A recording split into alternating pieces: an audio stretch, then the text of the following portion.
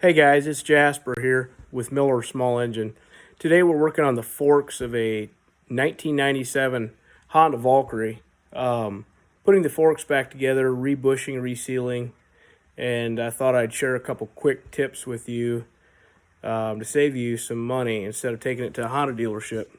So the first thing I'm going to show you is a little device I've made to actually drive the seals back in the forks. Obviously, when you pull it apart, it's pretty easy to pull apart, but to get it back together, it can be a little difficult. So today, I'm using the simple electrical tape. So if you look right here, all I do is I simply wrap the tape around the fork multiple times. About 8 to 10 times is sufficient.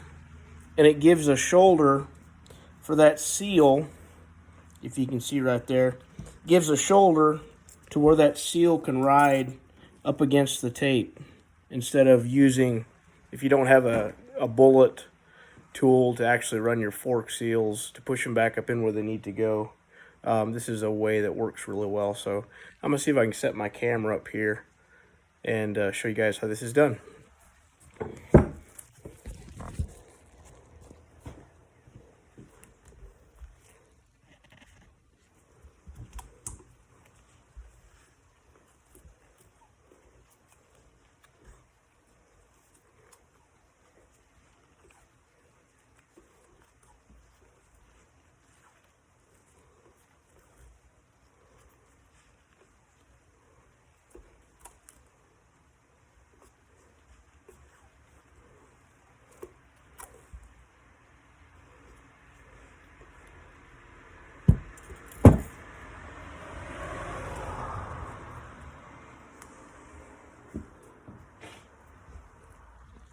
So you can see the height that I've made it.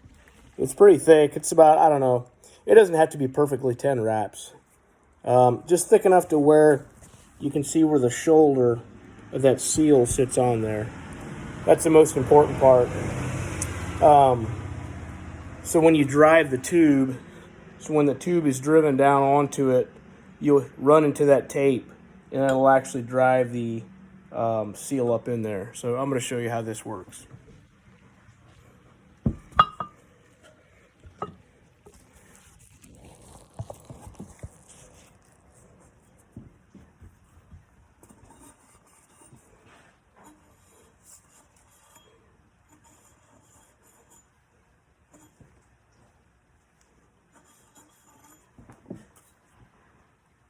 So I've got my new seals installed, as you can tell.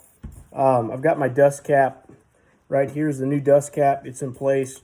I've got my retainer ring and got my electrical tape there in place. And we're going to go ahead and drive this on here.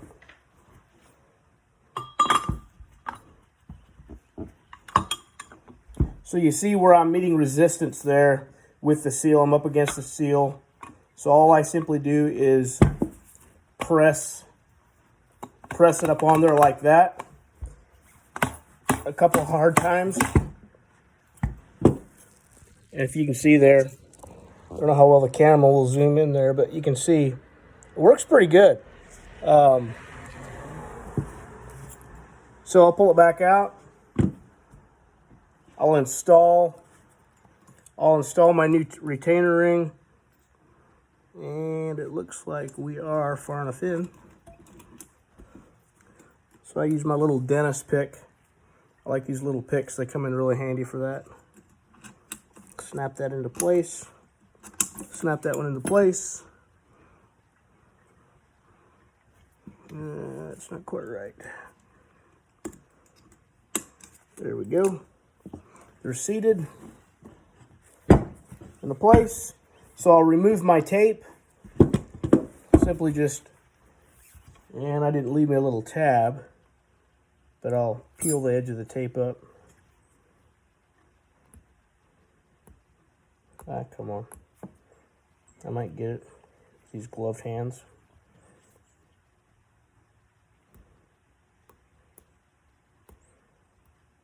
There we go.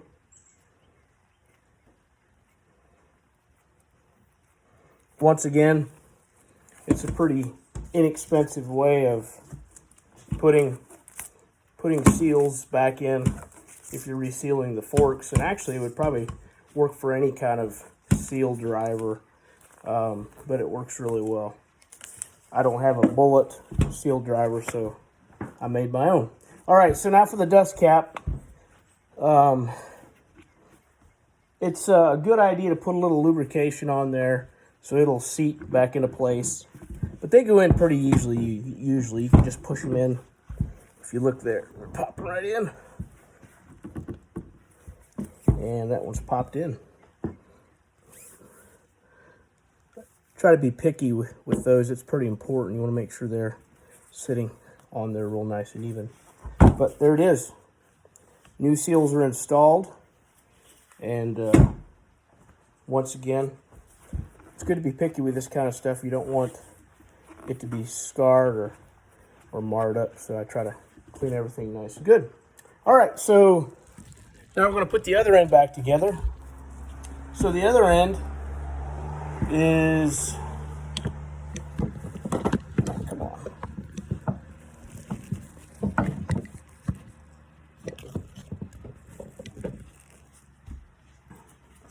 So I've got my rubber damper. Make sure I clean that. Make sure that's cleaned out real good.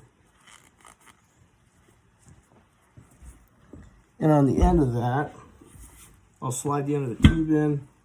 There's a jam nut. That jam nut has to be on there. First of all, the rubber retainer that goes in, because that sits down inside of that. If you can see there how that sits down inside of there. That's really important. And then the nut starts. Gotta have that in place. I run it down all the way because I know exactly where it went. So we'll run it down on there.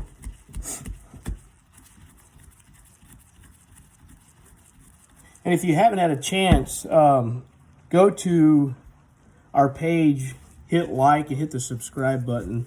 I try to keep you guys updated on new things, things that may not be on YouTube, or little tricks that I'm looking to make the job a little quicker, make it a little easier for everybody. So if you get a chance, go ahead and head over to our page and hit like and subscribe. All right, so we've got that back together. This is the left side tube on the Valkyrie, or Valkyrie, however they say it, 1500 touring. This left tube takes about 25 ounces of fork oil. And the fork oil that we're using today is it's the 10 weight. And I like the Maxima. It seems to be a pretty good quality, but I use the 10 weight. It's got different numbers, but make sure you order the right number for the right bike. And we're going to go ahead and put 25 ounces. Rocky Mountain is always my go-to. I use a lot of Rocky Mountain products. They're awesome. They've treated me well. Customer service is bar none. But they've got this little ratio right container that I like to use. And so we're going to put our 25 ounces in here. The cool thing about this little right, or ratio right, is it's got your pre-mix numbers like 16:1 to 70:1. Also got your different gallons, 2 gallons, 1.5, 1 gallon. And then on the other side, if you flip over, it'll tell you the pints. It goes from pints, and it's got cc's, and then it's got the fluid ounces, which the fluid ounces is what we're using today. So we're going to start out with, we're going to go ahead and start out with 10. We're going to put half of it in, which is what Honda recommends. I'm going to stand this upright.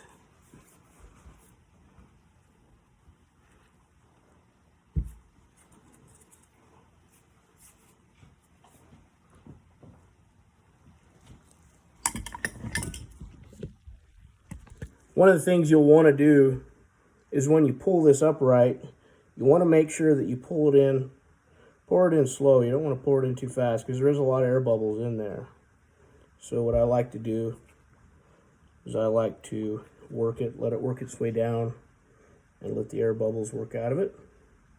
And you'll see it bubble a few times. I'll pour it in the rest of the way.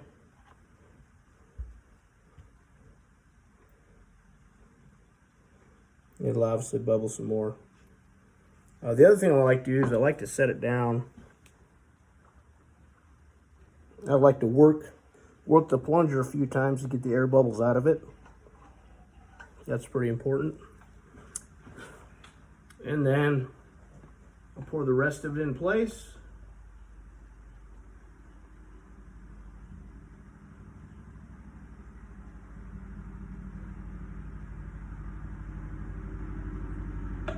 So that was 10, right? 10 ounces. So we're gonna go ahead and we need 15 more ounces to finish it off. So what we'll do is I've got a little bit left in this bottle here that I've got. So we're gonna go ahead and pour in what we've got.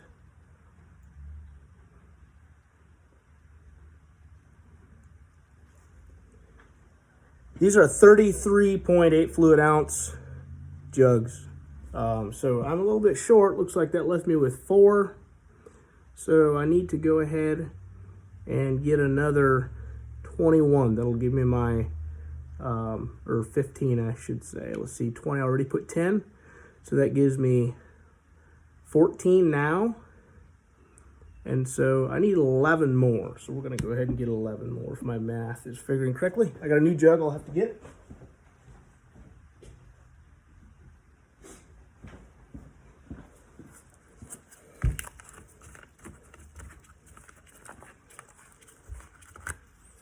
They come pre-packaged with this little cap you just rip off. Like I said, we've currently got 10. So we're going to go ahead and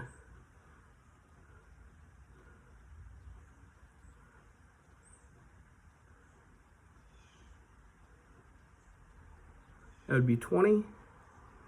That'd be 1, 2, 3, 4,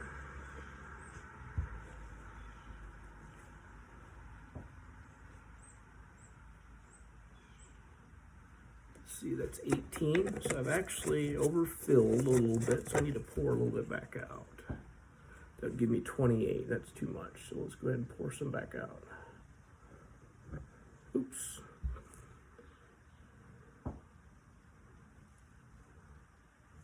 So we need to go to 15. This might be kind of hard. I may have to do this a couple times to get it exactly right. Okay, we're almost there. Right.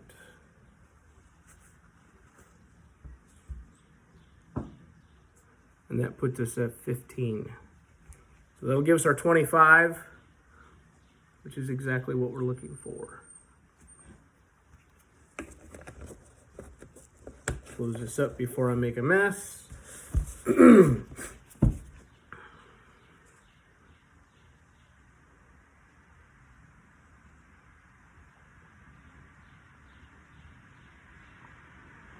I'll let some of this air back out.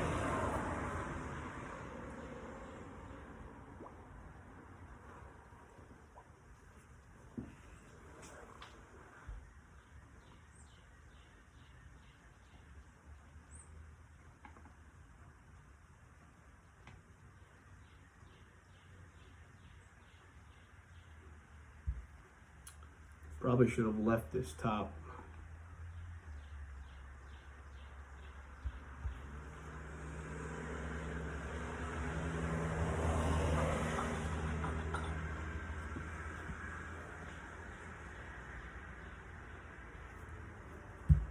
Bolt off, but it is what it is. Get it done. It is.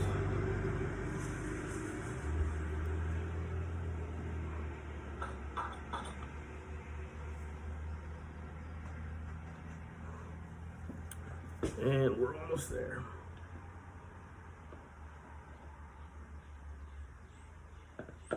It's very, very important to make sure the air is purged out of these. I like to give it plenty of time. There's no reason to get in too big of a hurry. So difficult. The angling is difficult, but what I've been doing is this plunger. I work the plunger up and down. It forces the air from the bottom to come out. It's very, very imperative. So now I can simply slide the collar up. I put my 25 ounces in. I can thread the that outer sleeve over the top of it, and since I know the air's been purged. Oh, another thing I do want to point out is there's a little O-ring around here. Make sure that's replaced. If you got it apart, might as well replace that anyway.